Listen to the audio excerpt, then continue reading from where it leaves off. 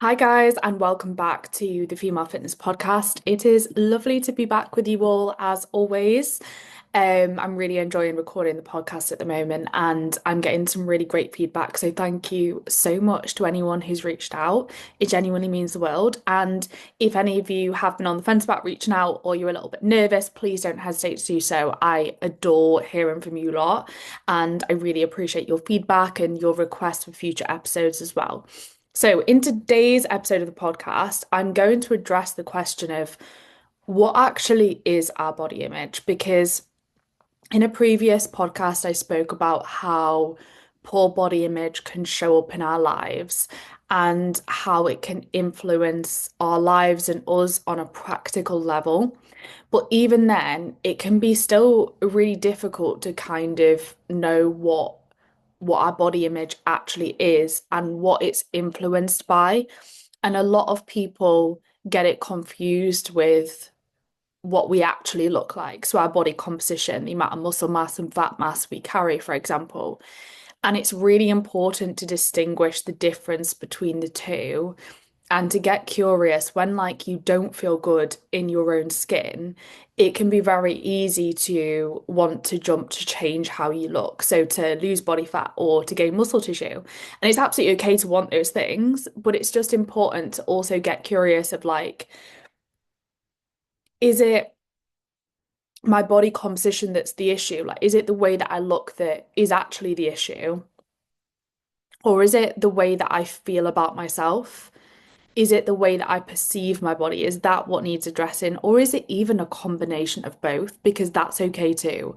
For some people, they might want to lose some body fat due to personal preference or due to health reasons. And they might also need to work on their perception of themselves and their relationship with themselves and their body alongside that. And that's absolutely okay. But it's really important to get curious on whether the initial goal that you jump to is the one that is going to change your life, is going to have an impact in a positive manner on how you feel in your body over the long term, or whether there's actually other work that's needed alongside that or instead of that. So that's just something I want you to get curious on, and something that I'm going to help you kind of establish and help you wrap your head around what our body image actually is during this podcast. So, as I mentioned, our body image is not our body composition, and our body image and body composition can change independently. So we might not feel so great in our own skin one day and then feel really good in our own skin the next day without the way that we look changing, without our body composition changing at all. And it's really important to recognize that and to become accepting that over the fact that your perception of yourself and the way that you feel in your own skin is going to fluctuate throughout your life, regardless of whether your physical appearance changes or not. That is something that's really important to wrap your head around. And it's important to recognize that even when your body image is in a really good place, it is still going to fluctuate. You may still wake up and have days where you don't feel so great in your own skin due to so many reasons. And it's important to recognize that um, that is to some extent a part of life. But what it is important to address is how that impacts you and your ability to cope with those days. Because what we don't want, as I mentioned in the previous podcast, is we don't want our body image struggles getting in the way of our ability to show up or our ability to go about our lives. We don't want it actually interfering with us, and we want to be able to prevent ourselves from acting on impulse. So we've identified there that our body image is not our body composition, and the two things can change independently. They can also be like one can influence the other. You know, our body composition to some extent can influence our body image. If we see fluctuations in the way that we look in our physical appearance, that can sometimes knock our body image a little bit. It's important to be aware of that because, again, we will see fluctuations in our physical appearance no matter how hard we try and control it. And it's also important to recognize that the two can change independently.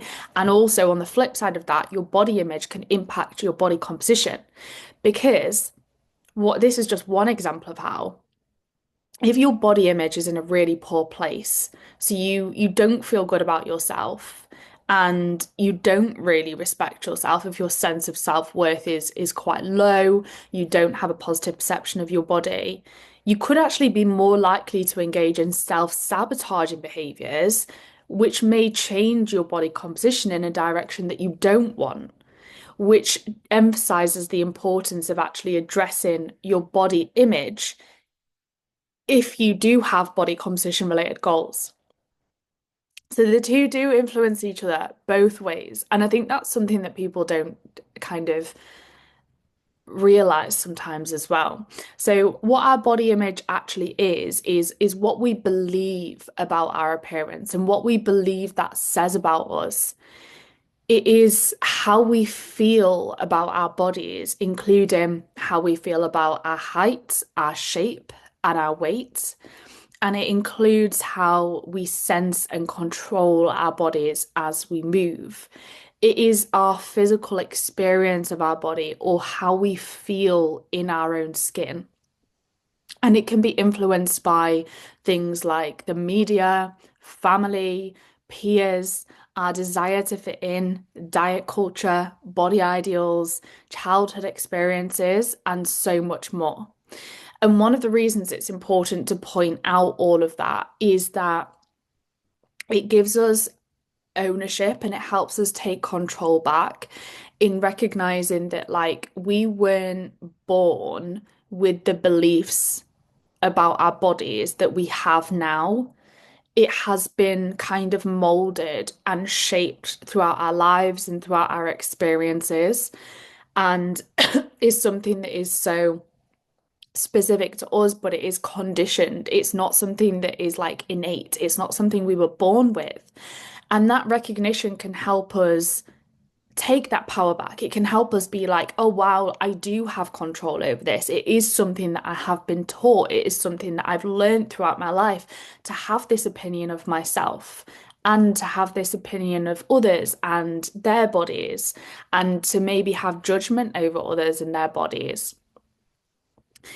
It has been kind of taught to us that in our heads, this is good, this is what we should strive for from a body composition perspective, and this is bad. And it has also been taught to us, you should feel like this in your own skin, or this is what you should be striving for. Been given through things like social media such unrealistic expectations of what we quote unquote should look like, that feeds into this constant kind of insecurity and never feeling good enough because we're never going to meet this unrealistic standard. So again, all of this ties into the fact that our body image mostly is something that has been influenced so heavily by our experiences and our lives and how things have played out for us and also what we've been exposed to. And again, that hopefully will help you recognize there's a lot of power that I have over my body image. There are things that I can do to challenge these thoughts about myself or these thoughts about other people in certain bodies and to improve my relationship with myself and my body and my experience of my body and how comfortable and confident I feel in my own skin, even independently of changing my external appearance. And it's once you kind of wrap your head around that, it is so powerful, and it's definitely not an overnight process to improve your body image and get to a point where you do have a really positive relationship with yourself and your body. But it is possible. And with each little step that you take to support your body image, to support yourself and get to a more positive point, it will come with so many real life rewards in terms of your capabilities, your ability to show up, your experience of life, your ability to wear what you want, your ability to go to social occasions and actually be truly present because you're not just thinking about your body the whole time. Your ability to not just be constantly on a diet 24/7. So hopefully this gives you a better understanding of what your body image actually is and what it can be influenced by, and therefore helps you take a little bit of control back over that. I want to keep this podcast relatively short and sweet to give you a kind of just understanding of what your body image is and the difference between our external appearance and what our body image is, which is our perception of ourselves, how we see ourselves in the mirror, how we see ourselves in pictures. And it's really important to recognize that those things are not always reflective of reality, and they can be very warped due to our body image, our perception of ourselves, and what we believe about ourselves, what we believe about our bodies, and the experiences that we've had throughout our lives. So if any of you have any questions on this and you're unsure, you're still unsure of what your body image is, and you're unsure of what might have changed that, what might have shaped that, please just drop me a message because I would absolutely love to hear from you, and I'd be happy to have a chat and try and identify like for you or help you understand what your body image is and how you might go about supporting yourself with that and changing that moving forwards, because there is so much you can do about it. As I mentioned, it's not an overnight process, but it's so important to recognize that a lot of the time when we do feel uncomfortable in our own skin, and this is a really important message, especially in the lead up to summer when a lot of people can feel the need to diet because they don't feel comfortable in their own skin. A lot of the time, the work that we really need to do is on our perception of ourselves and our belief about what it means to be in a certain body, and tackling a lot of the kind of like conditioning that has built up over time, challenging our thoughts and beliefs, and building a really positive relationship with ourselves and our bodies, and learning to change from a place of self-respect rather than hate or shame. And as I mentioned before, sometimes, that might be alongside having goals to lose body fat or build muscle tissue, and that's absolutely okay if you want to do that. You don't need to feel any guilt or shame for feeling that way. Sometimes it's instead of, but unless you address your body image, you will never get to a point where you're completely comfortable and content in your own skin, and it will always hold you back in some way or another.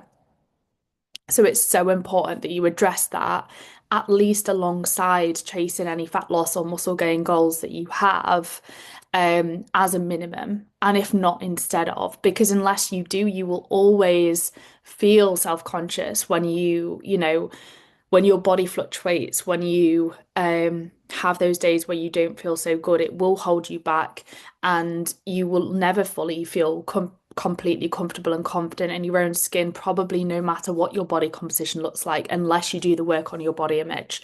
So hopefully that episode helps. Have a wonderful rest of your day, guys. Please reach out if you need anything at all. If anyone's interested in coaching, I will leave my consultation form link in the comments down below. Please don't hesitate to get in touch. It'd be lovely to hear from you. And if you do fill my consultation form in, I will send you an individualized video response, just getting back to you, and I'll send you a link to book a call should you be interested. But there's no strings attached and there's never any pressure from me. Have a great rest of your day, and I'll speak to you soon.